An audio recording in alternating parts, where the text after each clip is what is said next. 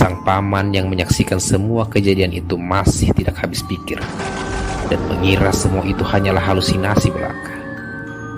Namun pada akhirnya, sang paman pun kembali ke rumahnya seorang diri, meninggalkan Iin yang menghilang di tengah hutan belantara Wentira. Assalamualaikum dan selamat malam. Selamat datang di channel Sebelum Tidur.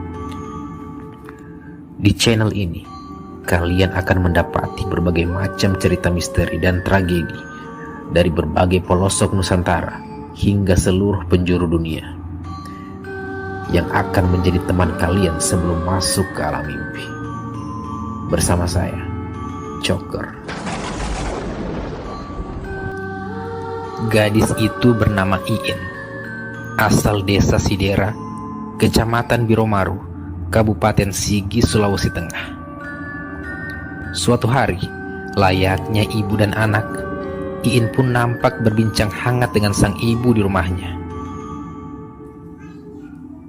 Awalnya, percakapan itu berlangsung sebagaimana biasa, hingga sampai pada suatu titik di mana perbincangan yang awalnya ringan berubah penuh ketegangan tatkala sang anak yang secara mengejutkan mengaku telah dinikahi oleh seorang pria.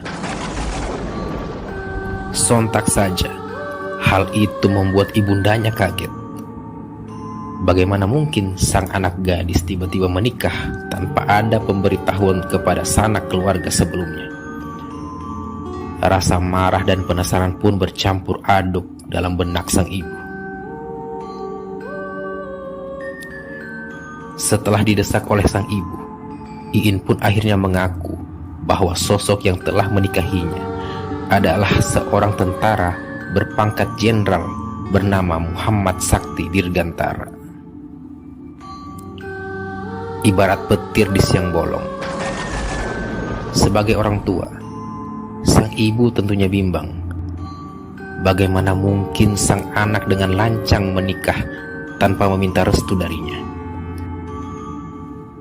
Namun di sisi lain, orang tua mana yang tidak senang jika sang anak gadis menikah dengan seorang prajurit tentara, apalagi berpangkat jenderal, pangkat yang tentunya begitu dihormati di kalangan militer. Namun, belum lagi tenang hati sang ibu. Iin pun melanjutkan ceritanya, yang pada akhirnya membuat emosi sang ibu tidak lagi tertahankan. Ya, bagaimana tidak, bila mana sosok jenderal yang dimaksud ternyata berasal dari kota tak kasat mata, yang konon katanya merupakan kota tempat berkumpulnya para makhluk halus dari seluruh dunia. Kota Wentira.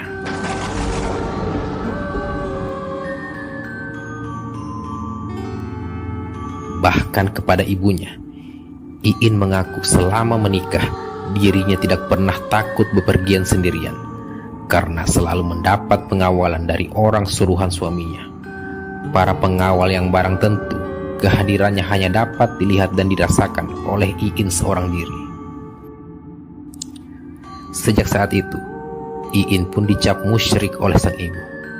Apalagi sang anak pun dengan tegas menolak jika akan dinikahkan dengan orang lain. Konon katanya akan terjadi bencana besar yang menimpa dirinya dan orang terdekatnya bila dirinya mencoba mengkhianati suami tak kasat matanya itu. Sebelumnya, menurut kesaksian warga, rumah Iin memang sempat didatangi oleh seorang tentara. Namun, tidak ada yang dapat memastikan apakah itu sosok penghuni Wentira yang sedang menjelma menjadi manusia atau justru manusia biasa. Sekedar gambaran, kota gaib Wentira terletak di Jalan Trans Sulawesi, tepatnya di wilayah perkebunan kopi, Kabupaten Donggala, Sulawesi Tengah. Wilayahnya merupakan pegunungan dengan jalannya yang berkelok-kelok. Ketika memasuki wilayah kota Wentira, akan nampak penanda sebuah tugu berwarna kuning, yang konon merupakan warna khas kota gaib tersebut. Bagi orang awam, Sejauh mata memandang, hanya akan nampak pegunungan dengan hamparan pepohonan dan jurang ketika memasuki wilayah ini. Ya, konon hanya orang tertentu saja yang memiliki akses untuk dapat menembus gerbang masuk ke kota gaib tersebut. Kembali ke cerita. Beberapa hari setelah pengakuan yang mengejutkan itu, Iin yang merupakan mahasiswi dari salah satu perguruan tinggi di kota Palu meminta diantarkan oleh pamannya menuju Wentira. Hari itu adalah hari Senin, tanggal 14 Desember 2015. Sekitar pukul 10:15 waktu Indonesia Tengah. Dengan menggunakan sepeda motor, sang paman mengantar Iin ke tempat tujuannya. Iin berpesan kepada pamannya bahwa dirinya harus sudah sampai sebelum pukul 11 waktu Indonesia Tengah. Kepada sang paman, Iin juga mengaku bahwa dia telah menikah dengan seorang pria dari Wentira, di mana sosok yang menikahkannya bernama Nenek Ranten yang juga merupakan penghuni kota Wentira. Singkat cerita, sesampainya di tempat tujuan, Iin pun meminta izin kepada sang paman untuk hendak masuk ke dalam hutan belantara yang ada di kawasan itu. Semua perhiasannya dia lepaskan dan diserahkan kepada sang paman. Sementara satu-satunya harta yang ia bawa hanyalah pakaian yang melekat di badan. Iin lalu berjalan menuju tangga semen, lokasi yang disebut sebagai gerbang gaib menuju kota Wentira. Hingga akhirnya sosok Iin pun tidak kelihatan lagi setelahnya. Sang paman yang menyaksikan semua kejadian itu masih tidak habis pikir dan mengira semua itu hanyalah halusinasi belaka.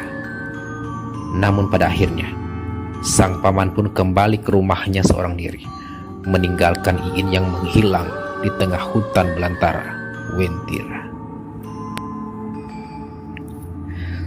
Sesampainya di rumah, sang paman pun menceritakan semua yang disaksikannya kepada orang tua Iin. Para tetangga sekitar tempat tinggal Iin pun sempat dititipkan pesan bahwa kelak ketika dia pergi agar dibuat acara tahlilan serta mengirim doa untuk dirinya. Kini bertahun-tahun telah berlalu. Sosok Iin pun tidak pernah kembali lagi. Berbagai spekulasi bermunculan, namun tidak sedikit pula yang tetap meyakini bahwa kini Iin memang telah hidup di dunia yang berbeda, di suatu kota yang sampai kini masih menjadi misteri, kota Wentira.